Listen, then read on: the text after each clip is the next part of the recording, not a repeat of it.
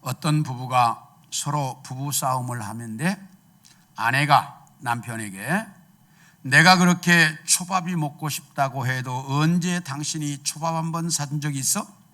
이러니까 남편이 아니 이 사람이 사람 잡네. 언제 당신이 나한테 초밥 사달라고 했어? 이러면서 둘이 말다툼을 하는 겁니다.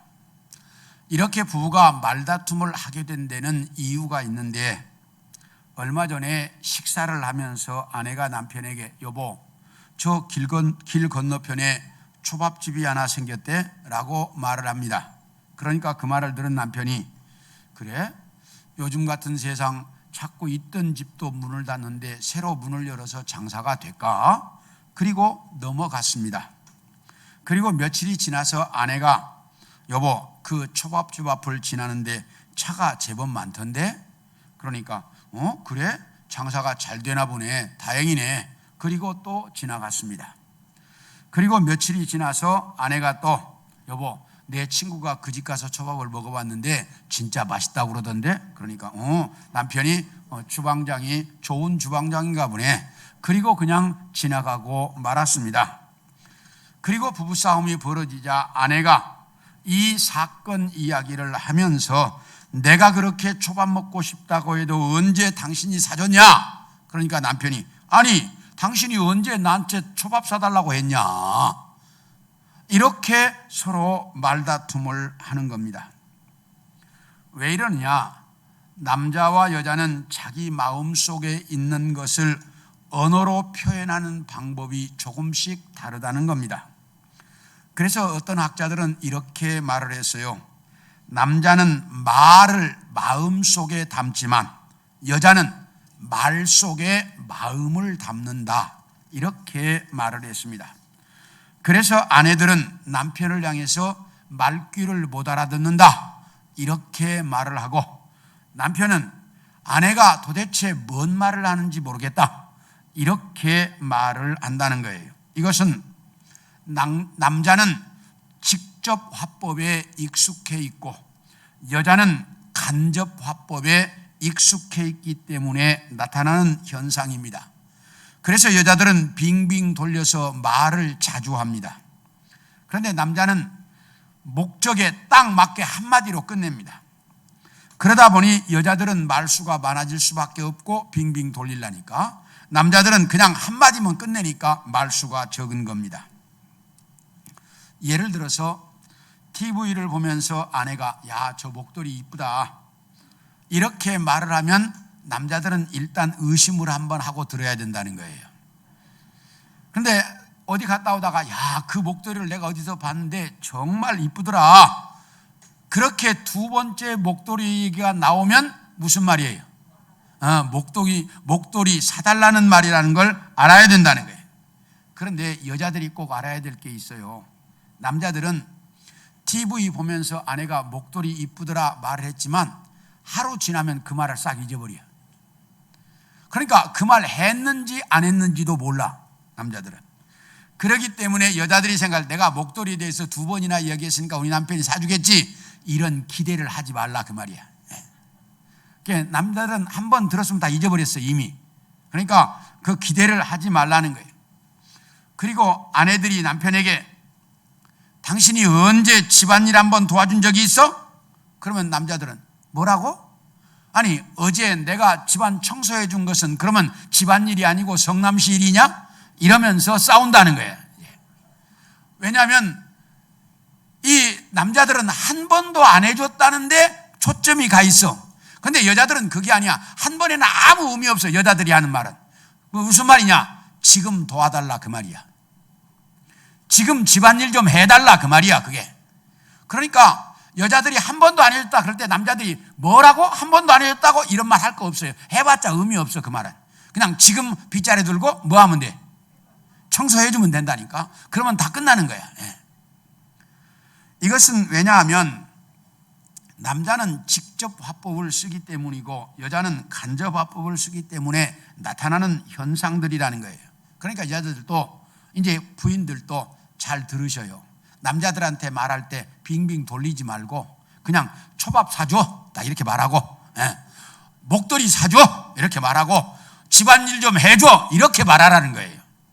그래야 남자들은 정확히 알아들어. 그리고 남자들도 그 부인이 뭔 말을 할 때 한 번 빙 돌리면 왜 그럴까? 한 번쯤은 생각을 하라, 그 말이야. 그러면 부부싸움이 안 되는데 이런 게 아니다가 보니까 자꾸만 이제 다투고 옥신각신 하면서 산다는데, 오늘 여러분에게 읽어드린 본문에도 보면 우리가 이 땅에서 살아가는 동안 어떻게 하면 내 이웃에게 좋은 이웃이 될 수 있을까? 이것에 대한 말씀을 사도 바울이 잘 가르치고 있습니다. 그래서 오늘은 여러분들과 함께 좋은 이웃에 대한 말씀을 같이 좀 나누려고 합니다. 첫째, 겸손한 이웃이 되어야 한다. 한번 따라 합시다. 겸손한 이웃이 되자. 겸손한 이웃이 되어야 한다라고 가르치고 있습니다. 우리 16절을 봅니다. 시작. 서로 마음을 같이하며 높은 데 마음을 두지 말고 도리어 낮은 데 처하며 스스로 지혜 있는 채 하지 말라. 이 말은 사도 바울이 로마에 있는 성도들에게 예수 믿고 구원받은 성도들은 이 땅에서 어떻게 사는 것이 성도답게 사는 것이냐, 성도의 생활에 대해서 가르친 말씀인데, 그 중에 오늘 본문 16절은 성도들은 이 땅에서 살아가는 동안 높은 데 마음을 두지 말고 낮은 자세로 다른 사람들과 마음을 같이해서 살아가되 지혜 있는 채 하지 말아라, 이렇게 말씀합니다. 이 말을 한마디로 요약하면 성도들은 겸손하게 살아라, 그 말이에요. 어떻게 살아라? 겸손하게 살아라. 우리 마태복음 22장 46절을 봅니다. 시작. 한마디도 능히 대답하는 자가 없고 그날부터 감히 그에게 묻는 자도 없더라. 이 말씀은 바리새인들이 예수님을 찾아와 가지고 저 예수라고 하는 자를 어떻게 하면 좀 올무에 딱 묶어 가지고 다시는 못 떠들게 할까, 이런 생각을 가지고 예수님을 찾아와서 이렇게 질문합니다. 선생님, 우리가 가이사에게 세금을 내는 것이 옳은 일입니까? 아닙니까? 라고 물었습니다. 이 질문은 세금을 바치는 것이 옳지 않다, 이렇게 말하면 로마가 가장 중요하게 여기는 게 세금 걷는데, 로마에 세금을 내지 말라고 했다고 로마법에 고발을 해가지고 영창 가게 하려고 하는 것이 첫 번째 목적이고, 그러면 세금을 내라 그랬으면 이스라엘을 지배하고 있는 로마라고 하는 저 원수 같은 나라에게 충성하는, 로마를 이제 잘 섬기는 충성하는 사람으로서 민족의 배반자라고 예수님을 낙인 찍으려고 지금 그렇게 질문을 했던 겁니다. 그러니까 이것을 알고 계시는 예수님께서 사람들에게 이렇게 말합니다. 너희가 세금 낼 돈을 하나 이리 가져와 봐라. 그러니까 사람들이 데나리온 하나를 예수님께 보여줬습니다. 그러니까 예수님께서 이 돈에 있는 이 형상 얼굴과 이 돈에 있는 써 있는 글씨가 누구의 것이냐? 그거야 가이사의 것이죠. 그러니까 예수님께서 그러면 가이사의 것은 가이사에게, 하나님의 것은 하나님에게 바쳐라. 딱 예수님께서 이렇게 말씀을 하셨습니다. 그러므로서 로마법에도 어긋나지 않고 유대인들에게도 배신자가 되지 않고 완전히 바리새인들이 이제 그 예수님을 얽으려고 올무를 놨는데 그 올무를 완전히 무색하게 만들어 버리셨습니다. 그러니까 이 말을 들은 사두개인들이, 아니 어물전망신은 꼴뚜기가 다 시킨다고 저는 바리새인들이 그 예수라고 하는 자 하나를 꼼짝 못하게 하고 그에게 코가 납작해졌다고? 그럼 우리가 가지. 그래가지고 사두개인들이 예수님을 찾아왔습니다. 그리고 예수님에게 이렇게 질문을 합니다. 선생님, 어느 집에 7 형제가 살고 있었습니다. 맨 큰아들이 결혼을 했습니다. 그런데 결혼하고 아이를 낳지 못하고 형이 죽었습니다. 그래서 모세의 율법에 따라 둘째가 그 형수였던 사람과 결혼을 해서 대를 이으려고 결혼을 했습니다. 그런데 둘째도 아이를 낳지 못하고 죽었습니다. 그래서 셋째가 결혼했는데 셋째도 아이를 낳지 못하고 죽었습니다. 넷째, 다섯째, 여섯째, 일곱째가 다 결혼했는데 아무도 아이를 낳지 못하고 죽었습니다. 그리고 그 여자도 죽었습니다. 그러면 부활 때 이 여자는 7명의 형제 중에 누구의 부인이 되는 겁니까? 라고 물었습니다. 그러니까 이제 질문을 들으신 예수님께서 사두개인들아, 너희는 성경도 모르고 하나님의 능력도 모르고 오해를 했구나. 부활 때에는 시집도 안 가고 장가도 안 간다. 그리고 지금의 천사들과 같이 되는 것이다 라고 예수님께서 딱 잘라 말씀하셨습니다. 예수님의 코를 납작하게 만들어주겠다고 큰소리치며 왔던 사두개인들의 코가 납작해졌습니다. 그러자 이 소리를 들은 바리새인들이 다시 한번 우리가 가보지. 그리고 예수님을 찾아왔습니다. 그리고 이렇게 질문합니다. 선생님, 율법 중에 어느 계명이 가장 큰 계명입니까? 바리새인들이 이렇게 질문한 것은 이유가 있어요. 그 당시 유대인들이 지키고 있는 율법의 조항이 몇 개였냐? 613가지였습니다. 그런데 이 613가지의 율법 조항을 다 지킨다는 게 쉬운 일이 아니었어요. 너무나 어려운 일이었어요.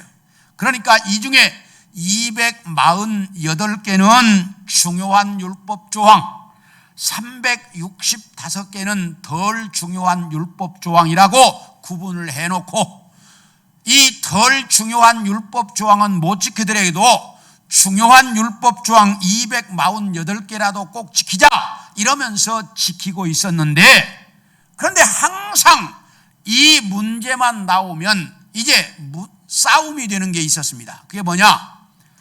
뭘 기준으로 해서 중요한 것과 덜 중요한 것으로 나눌 거냐, 이 문제였어요. 이게 중요하다 그러면 이건 왜 덜 중요하냐? 이게 중요해. 이건 왜 더 중요하냐? 이렇게 모세의 율법을 놓고 더 중요한 것, 덜 중요한 것을 놓고 늘 싸웠습니다. 어떤 게 기준이냐? 그러니까 예수님께도 이걸 질문해서 예수님이 뭐가 중요하다 그러면 나머지는 다른 건 왜 덜 중요합니까? 자기들이 지금 이렇게 물으려고 이 질문을 한 거예요. 왜 다른 건 덜 중요합니까? 그러면 이제 예수님이 할 말을 못하게 하려고 이 질문을 한 거예요.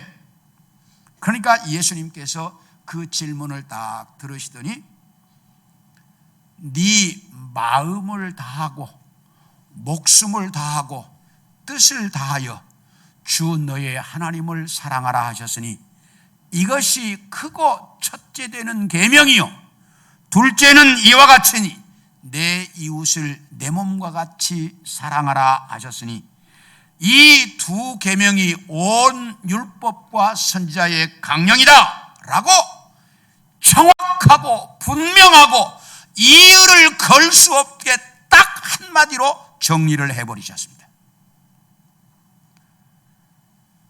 이렇게 사두개인들과 바리새인들은 예수님을 어떻게든지 올무에 걸리게 해보려고 하는데 예수님은 너무나 정확하고 너무나 완벽하고 아무런 틀림도 없이 너무나 정확한 대답을 하심으로 이 바리새인들과 사두개인들의 입을 딱 막아가지고 더 이상 질문을 못하도록 만드셨다라고 성경이 말하고 있습니다. 그런데 그 당시에 이 사두개인들과 바리새인들은 율법에 있어서만은 세상 그 누구보다 자기들이 제일 잘한다고 자부를 하고 있었습니다. 그래서 누가 무슨 질문을 해도 자기들은 다 대답할 수 있고, 자기들이 질문하면 이 질문의 대답을 정확히 할 사람이 이 세상에는 없다고 자부하고 있었습니다. 다시 말하면 교만이 하늘을 찌르고 있었습니다.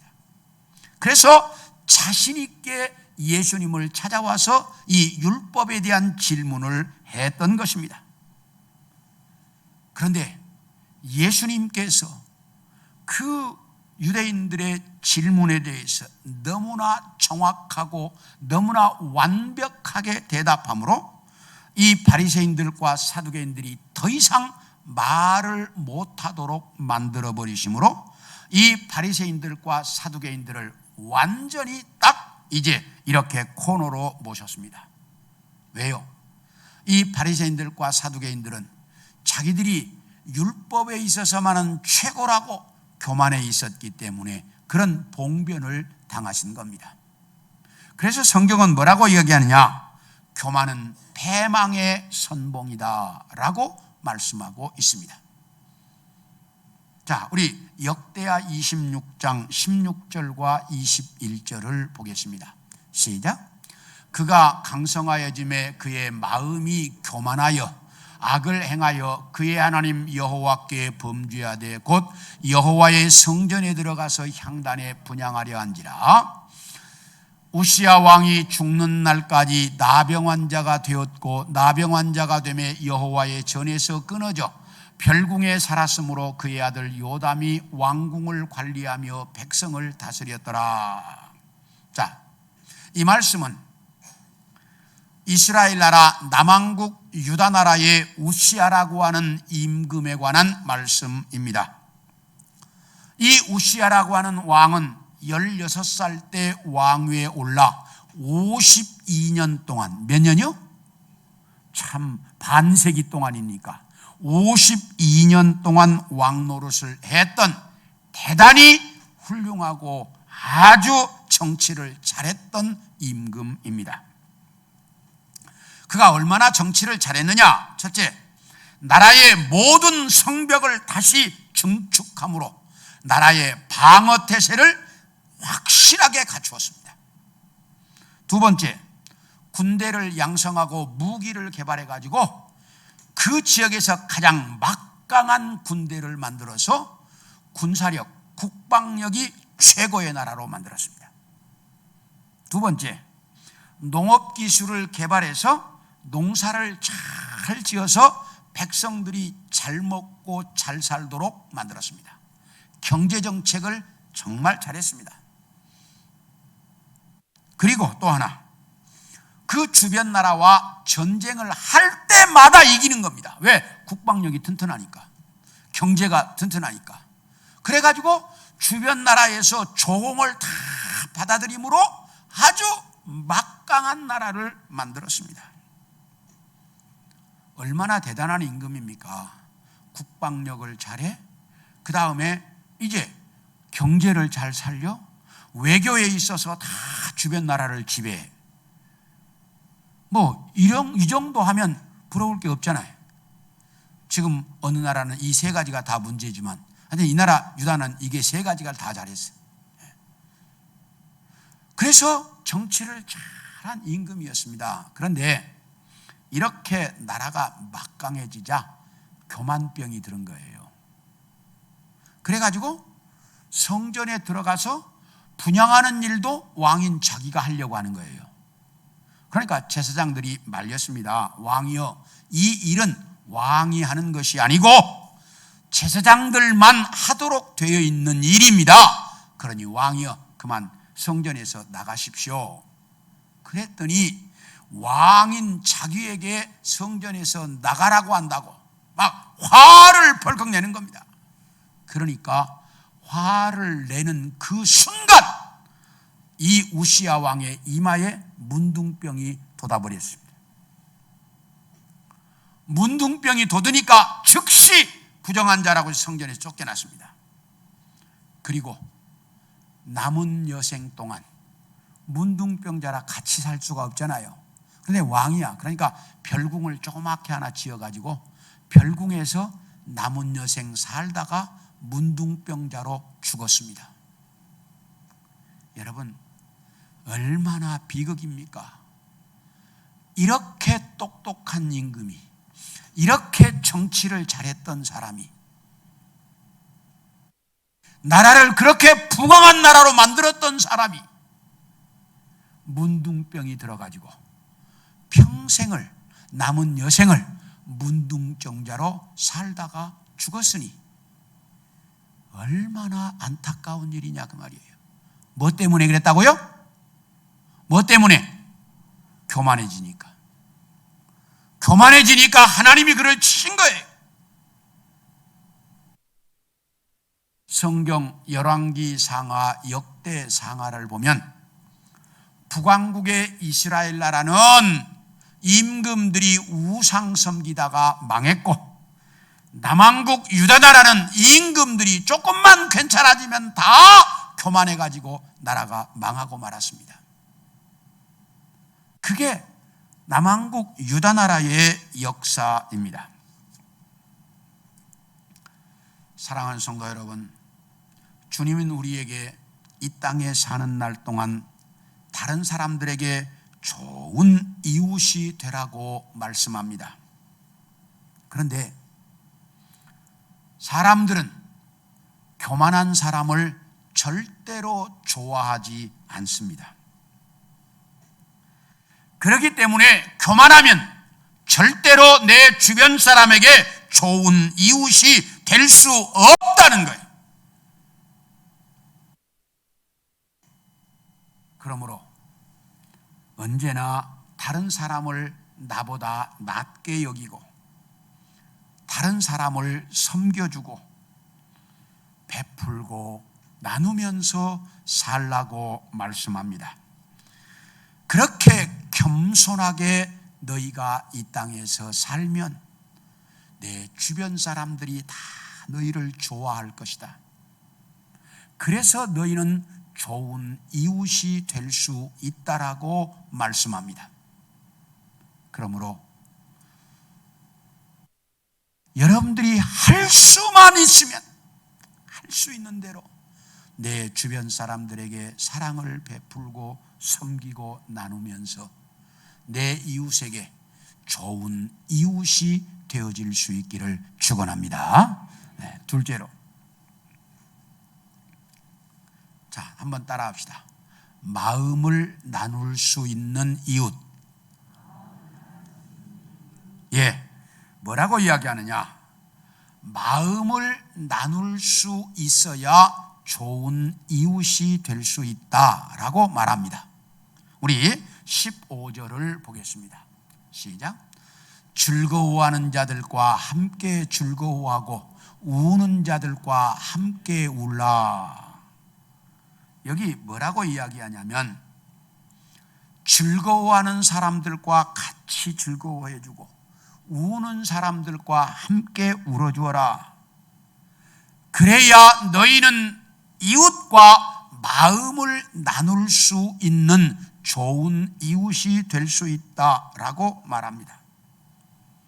그런데 오늘날 현대를 살아가고는 현대인들의 특징 중에 하나는 절대로 다른 사람과 내 마음을 나누려고 하지 않는다는 겁니다. 왜냐하면 내 마음을 열어서 보여주면 다른 사람이 나의 약점을 알게 되기 때문에 언젠가 그 사람이 내 약점을 가지고 나를 공격할 것이다, 이런 생각을 하기 때문에 내 마음을 열어서 보여주려고 하지 않는다는 겁니다.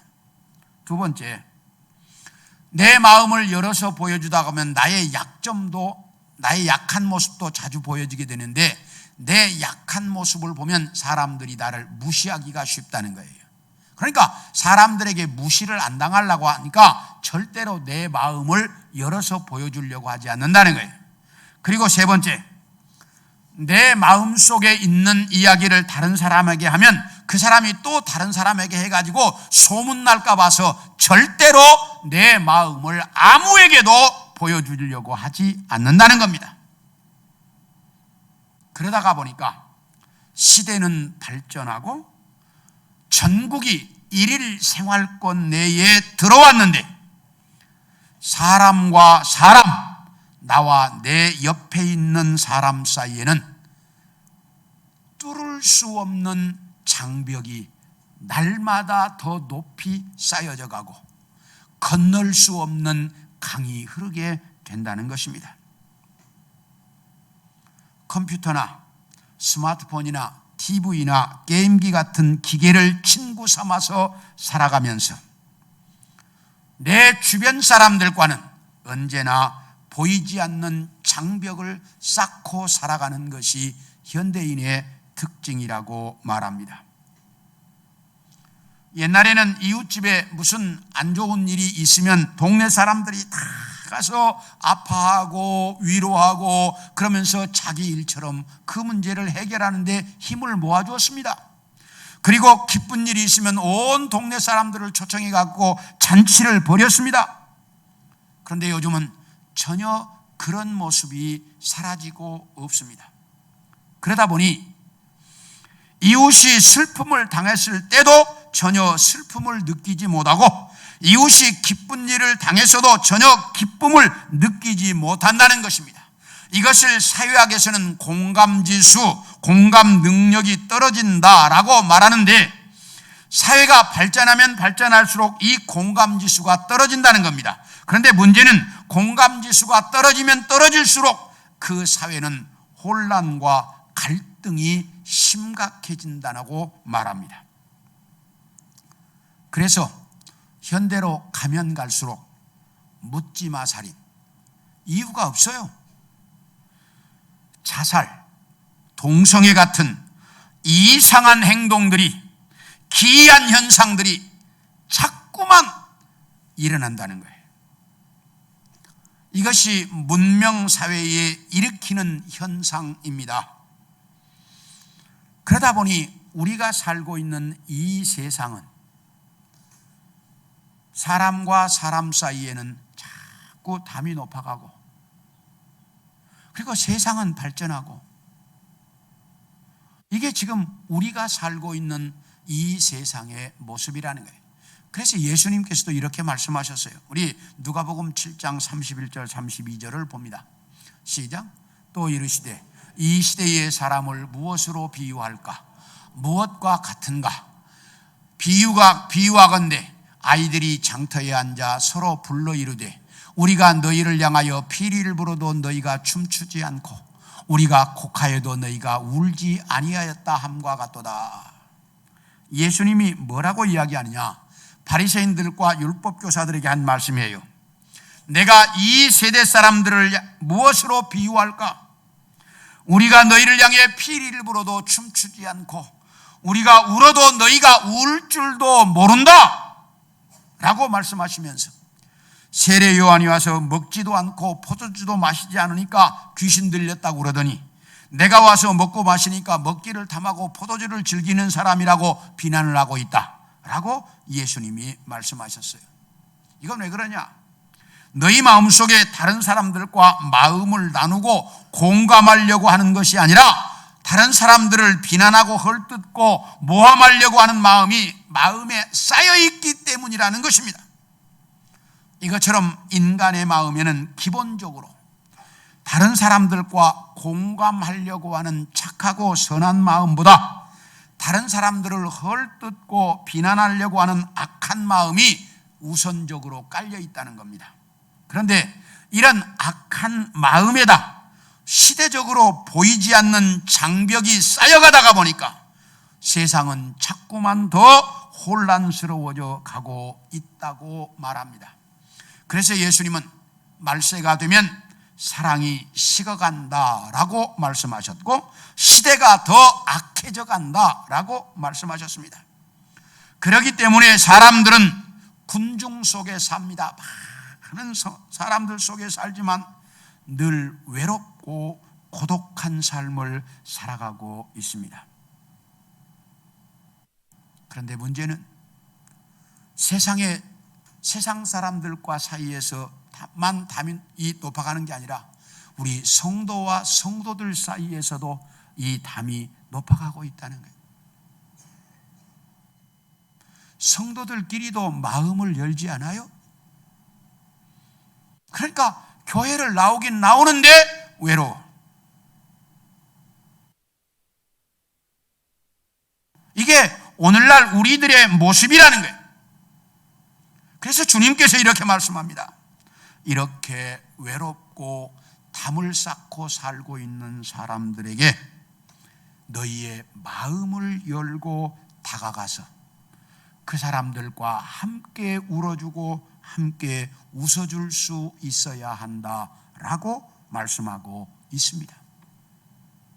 그래야 너희는 좋은 이웃이 될 수 있다는 것입니다. 사랑하는 성도 여러분, 내 마음을 열고 정말 내 주변 사람들에게 좀 다가갈 수 있는 우리 성도들이 되기를 소원합니다. 우리 빌레몬서 1장 7절을 봅니다. 시작. 형제여, 성도들의 마음이 너로 말미암아 평안함을 얻었으니 내가 너의 사랑으로 많은 기쁨과 위로를 받았노라. 이 말씀은 사도 바울이 골로새 교회의 장로였던 빌레몬에게 한 말입니다. 형제여, 성도들의 마음이 너로 말미암아 평안함을 얻었으니 내가 너의 사랑으로 많은 기쁨과 위로를 받았다.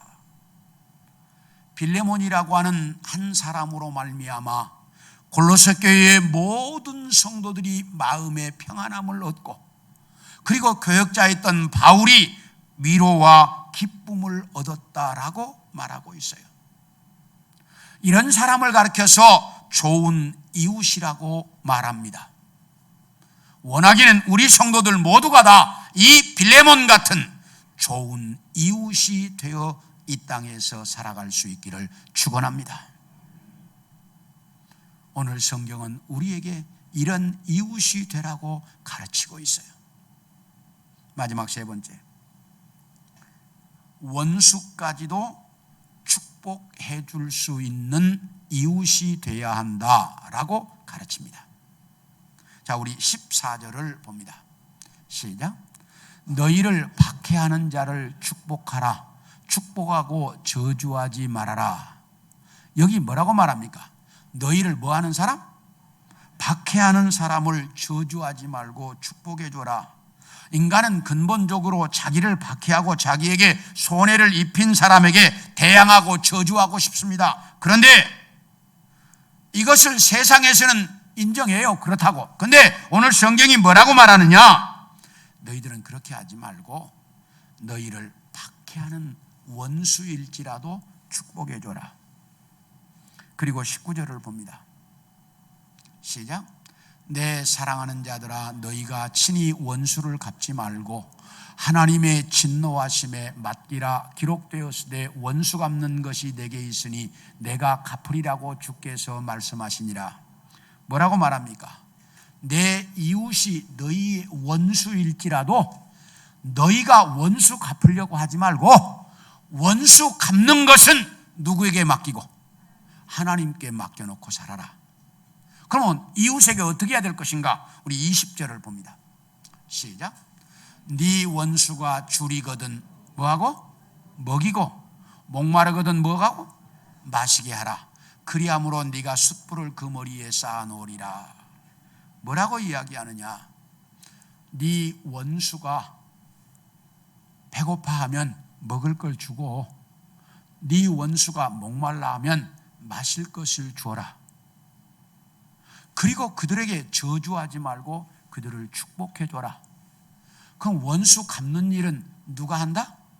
하나님이 하신다는 거예요. 그러니까 네가 원수 갚으려고 하지 말고 원수 갚는 일은 하나님께 맡겨놓고 너는 그들에게 사랑을 베풀고 그들에게 축복하고 그들에게 베풀고 나누면서 살아라.